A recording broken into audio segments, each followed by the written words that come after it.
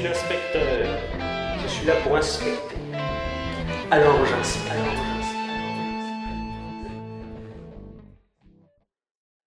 Quel est le délai de prévenance?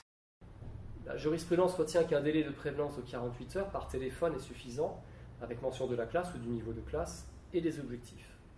Peut-on refuser d'être inspecté? C'est fortement déconseillé, parce qu'il s'agit d'un comportement fautif qui entraîne une baisse de la note administrative, voire même une sanction disciplinaire. Le corps d'inspection cherchera d'autres moyens d'évaluer le maître, cahier de texte, avis du chef d'établissement, etc. Quel est l'objectif de l'inspection? Les inspecteurs sont chargés de vérifier que l'enseignement est dispensé selon les règles générales et les programmes de l'enseignement public. Ils ont aussi pour mission de conseiller les maîtres sur le plan pédagogique et, si besoin, de suggérer des actions de formation. C'est pourquoi une inspection peut être diligentée à l'initiative du chef d'établissement si celui-ci pense que le maître a besoin de conseils. Un rapport d'inspection devra donc formuler, s'il y a lieu, des conseils sur les méthodes pédagogiques du maître.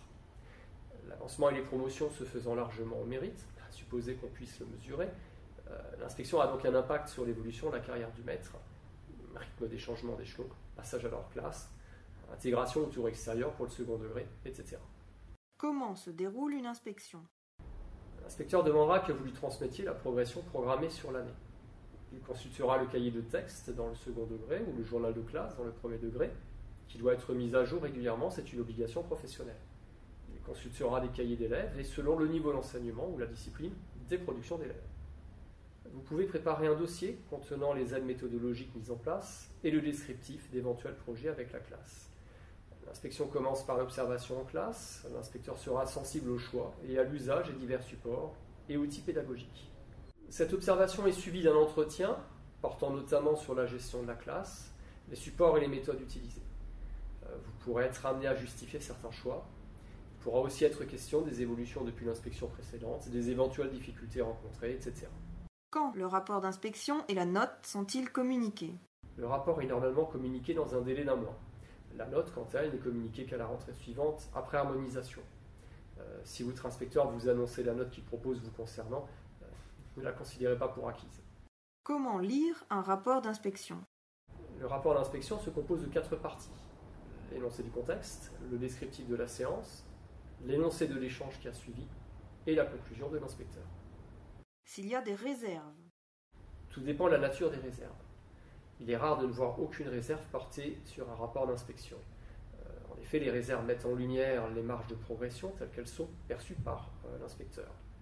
Auquel cas, le rapport d'inspection ne doit pas être considéré comme défavorable. Par contre, d'autres réserves, celles qui mettent en lumière des insuffisances pédagogiques présumées, sont considérées comme majeures. Dans ce dernier cas? Dans ce dernier cas, le maître doit s'attendre à être de nouveau inspecté. Dans un cas extrême, 2 inspections défavorables effectuées par 2 inspecteurs différents, espacées dans le temps, son contrat pourra même être résilié pour insuffisance. C'est pourquoi il ne faut jamais attendre les événements. En cas de réserve majeure, le maître a tout intérêt à solliciter un départ en formation pour pallier les carences présumées. Un accompagnement peut également être mis en place avec un collègue du même établissement ou d'un autre établissement. Évidemment, si des problèmes médicaux pouvaient être considérés comme étant à l'origine de ces réserves, l'analyse serait différente.